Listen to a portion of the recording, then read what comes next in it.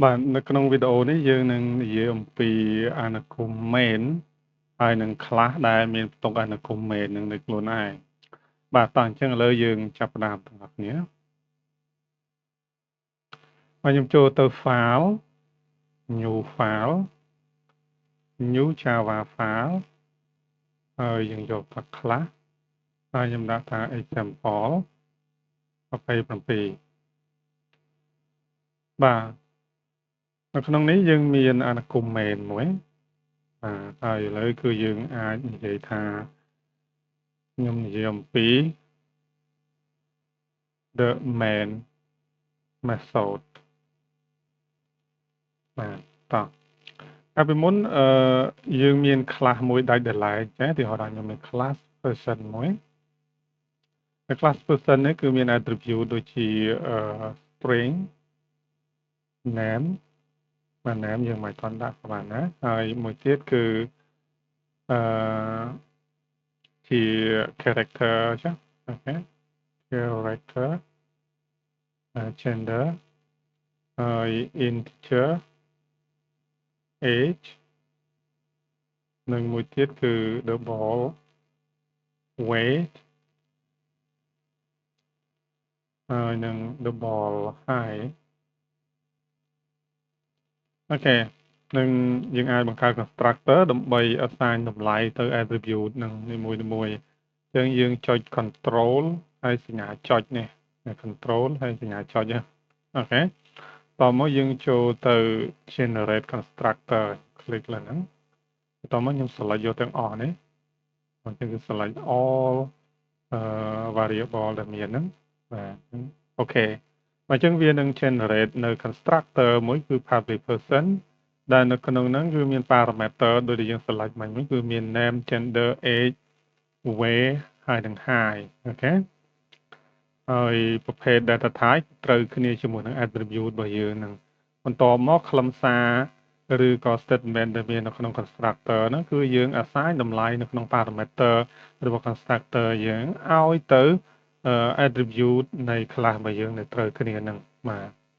ប៉ុណ្ណេះណាបាទអញ្ចឹងឥឡូវយើងអាចបង្កើតឬក៏ឲ្យនិយមន័យ method មួយទៀតគឺ toString method ដើម្បីកុំឲ្យនៅពិបាកនិយាយថាទីហោថា name ហ្នឹងត្រូវ print name gender print gender age print age ឥឡូវយើង print object ទាំងមូលហ្នឹងតែម្ដងអញ្ចឹងយើងវាយថា toString បាទ toString ប៉ុណ្ណេះមកវា auto generate ឲ្យយើងឯងអាហ្នឹងគឺសម្រាប់តែ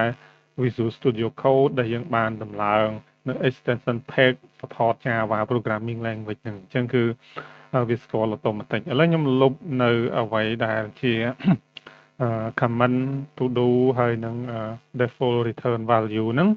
ខ្ញុំជំនួសឲ្យ return string ដែលខ្ញុំចង់បានវិញអញ្ចឹងខ្ញុំ return ជាថា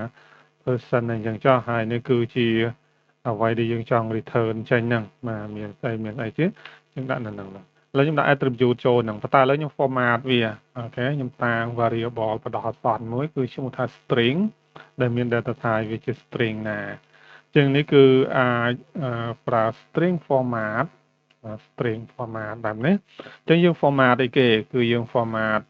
នៅខ្លឹមសារនេះអញ្ចឹងជំនួសឲ្យការ return នេះខ្ញុំកាត់ទៅនឹងចេញហើយយើង return string វិញហើយខ្លឹមសារគឺខ្ញុំដាក់នៅត្រង់នេះវិញអូខេព្រោះសិនណាបាទអញ្ចឹង parameter ទី1គឺនិយាយពី name ភាគរយ s បន្តមកនេះ gender យើងគឺជា character អញ្ចឹងភាគរយ s ដូចគ្នាដែរហើយមួយទៀតគឺ age ភាគរយ d ដោយសារវាជា integer ហើយដល់ float គឺភាគរយ f ហើយមួយទៀតគឺភាគរយ f នឹងគឺសំដៅទៅលើគេគឺឈ្មោះភេទយុទម្ងន់ហើយនឹងកម្ពស់នេះបាទអញ្ចឹងកន្លែងនេះគឺយើងដាក់parameter ដែលត្រូវគ្នាមកគឺ this dot អីគេ name ហើយ this dot អីគេgender អូខេហើយ this dot age និងមួយទៀតគឺ this dot អីគេ weight និង this dot height អូខេអញ្ចឹងបញ្ជាម្ដងទៀតខ្ញុំចុចនៅដើម្បីមីនិមាយសិនតែនេះគឺជា string format របស់យើងគឺ data type string ហើយ variable ឈ្មោះថា string ណា ហើយ string dot format អក្សរតូចអក្សរធំខុសគ្នាណាបាទនេះគឺអក្សរធំគឺជា class ឬក៏ data type របស់យើងយើងប្រើ method format មួយដើម្បី format នៅ string មួយនេះបាទដែលភាគរយ I ភាគរយ F ភាគរយ D ភាគរយ F ភាគរយ F នេះគឺជា placeholder មួយដើម្បីអាច expand នៅតម្លៃ variable យើងដូចជា attribute name របស់ class ហ្នឹងអញ្ចឹងយើងប្រើ keyword this ដើម្បីកុំឲ្យច្រឡំគ្នាទៅជាមួយនឹងvariable ដែលជា local variable នៅក្នុងclass ឬក៏ function មួយឬក៏ method មួយបាទអញ្ចឹងយើងប្រើ keyword this អញ្ចឹងគឺមួយនេះមានន័យថាត្រូវជាមួយនឹង this.name មួយនេះគឺ this.gender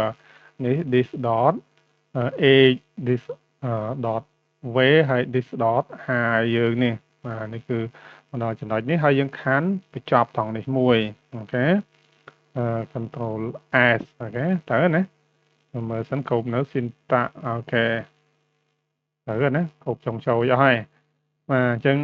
យើងអាច format ឲ្យស្អាតតិចក៏បានដែរតែនេះវារាងវែងតិចណា format មកវាធ្លាក់មកកោមតិចដោយសារនេះវាលើស character ដែលគេអនុញ្ញាតឲ្យ format ណាអូខេអញ្ចឹងអត់ជាបញ្ហាទេឥឡូវយើងអាចសាកល្បងបានហើយនៅក្នុងថ្នាក់មួយនេះយើងអាច call ឬក៏បង្កើតនៅ class ប្រភេទ person នឹងបានគេហៅថា person ហើយ person គឺស្មើនឹង new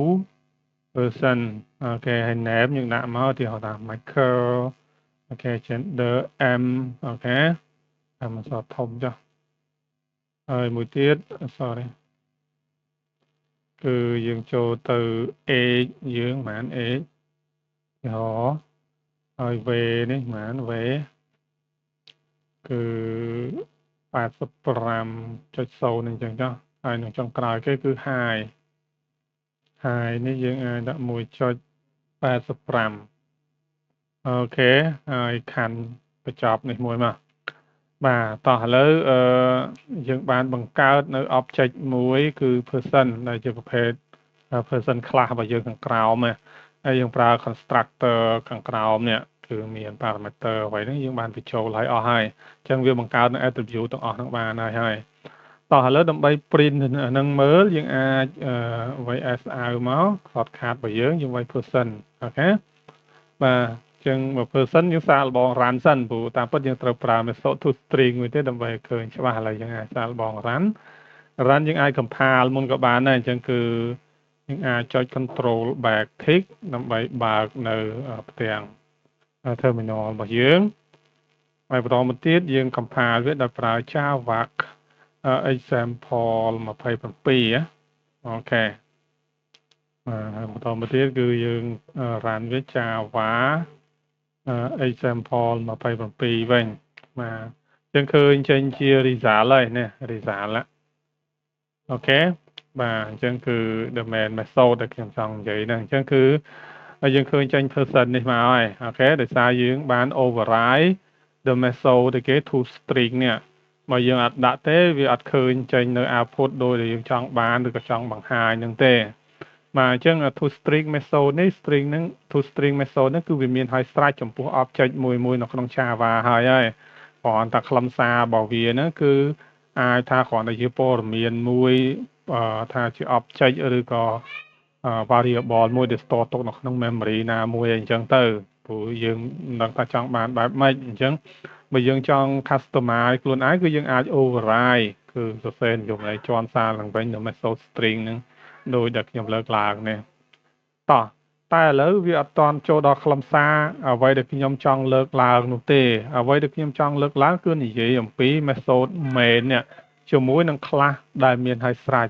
ព្រោះយើងបង្កើត class អញ្ចឹងតែយើងមើល example 27របស់យើងគឺជា class រួចស្រេចហើយអញ្ចឹងតើ class ហ្នឹងអាចមាន attribute អាចមាន method មានអីហោហែដូចតែ class person ដែលយើងហៅពីក្រៅទៅប្រើនៅក្នុង main របស់យើងបានដែរឬទេបាទចម្លើយគឺបានអញ្ចឹងឥឡូវជំនួសឲ្យការបង្កើតនៅ class ថ្មីឈ្មោះថា person ហ្នឹង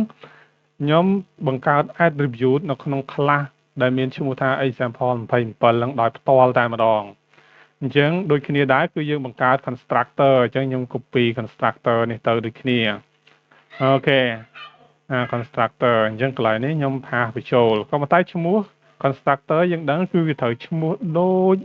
នឹងឈ្មោះនៃខ្លះយើងអញ្ចឹងខ្ញុំបដូរពី person នេះដាក់ example 27ឥឡូវលែង error ណាតោះអញ្ចឹងបន្តមកទៀតអញ្ចឹង to string method នេះក៏ដូចគ្នាដែរយើងអាច copy បាទ copy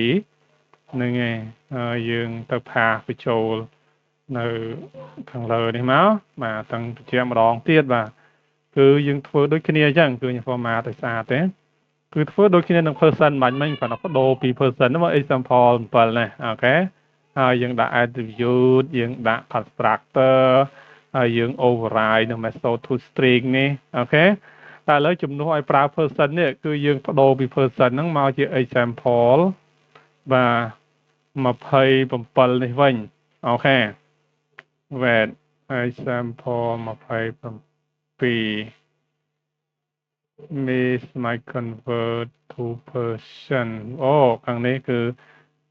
យើង declare example 27ដែរព្រោះដោយសារតែ object នេះគឺ example 27ជាង data type របស់ variable person នេះត្រូវតែជា example 27ដូចគ្នាអូខេតោះអញ្ចឹងក្នុងន័យនេះវាថាយើងអាចបិទនេះចោលបានទេព្រោះនេះអត់ដែលប្រើណាអូខេតែឡើយខ្ញុំទុកនឹងចោះយើងអាចបិទវាចោលទាំងអស់ឬក៏លុបវាចោលតែម្ដងក៏ជាក៏អត់មានបញ្ហាដែរអូខេឥឡូវខ្ញុំបិទចោលទាំងអស់ខ្ញុំចុច Alt Shift ហើយ A នៅក្នុងVS Code ជាប្រភេទ editor មួយដែលខ្ញុំកំពុងប្រើប្រាស់ហ្នឹងគឺវាបិទ multiple line ឲ្យយើងហើយមកអញ្ចឹងគឺយើងអត់ជាប់ពាក់ព័ន្ធទៅជាមួយនឹង class person នេះមិនបាញ់មិញទេគឺយើងប្រើតែ class example 27យើងខ្លួនឯងតែប៉ុណ្ណោះដែល class ហ្នឹងគឺអាចមាននៅឯគេយើងឲ្យឈ្មោះថា attribute យើងមាន constructor ហើយយើងមាន additional method ឯហោហែហ្នឹងហើយបន្តមកយើងមាន main method ដែល run នៅ program របស់យើងហ្នឹងឯងអូខេបាទអញ្ចឹងឥឡូវកាលពីដើមឡើយហ្នឹងខ្ញុំច្រើនតែដាក់វាដាច់ delete បែបនេះហើយយកមកប្រើនៅក្នុង class មួយដែលមានស្ទតទុកនៅ main method របស់យើងដើម្បីឲ្យគ្នាយើងដែលមកពី programming language មួយចំនួនដូចជា Python ឬក៏ដូចជា C C++ អីគឺអាចធ្វើការផ្គូផ្គងឬក៏មើលពីភាពស្តៀងគ្នានឹងបានក៏ប៉ុន្តែអ្វីនេះគឺវាលើសពី programming language ផ្សេងៗដែលថានៅក្នុង class នឹងខ្លួនឯងគឺមាន method main នេះដែលអាចហៅប្រើនៅ class ខ្លួនឯងខាងក្រៅនឹងបានអូខេនេះហាក់បីដូចជាក្បត់ចិត្តដងឯងអញ្ចឹងគឺ method នៅខាងក្នុងអាចហៅ class នៅខាងក្រៅដែលផ្ទុកវាបានអូខេនេះជា special case មួយជាលក្ខណៈពិសេសមួយរបស់ភាសា Java programming language អូខេតោះអញ្ចឹងយើងបានស្វែងយល់ហើយឥឡូវនេះគឺខ្លឹមសារដែលយើងបានស្គាល់នៅក្នុងនេះខ្ញុំសង្ខេបសារឡើងវិញបាទទី1គឺយើងមាន the main method អូខេយើងនិយាយអំពី the main method អូខេអញ្ចឹងគឺ every class can contain អូខេ the main method ចឹង class មួយណាក៏អាចមាន method ដែរតែ class ហ្នឹងគឺយើងត្រូវប្រើជា public ដើម្បីអាច run បានណាបាទអញ្ចឹងគឺ main method អូខេបាទ បាទហើយចំណុចមួយទៀតគឺ the main method នេះគឺអាចប្រើអីគេប្រើឬក៏អាច call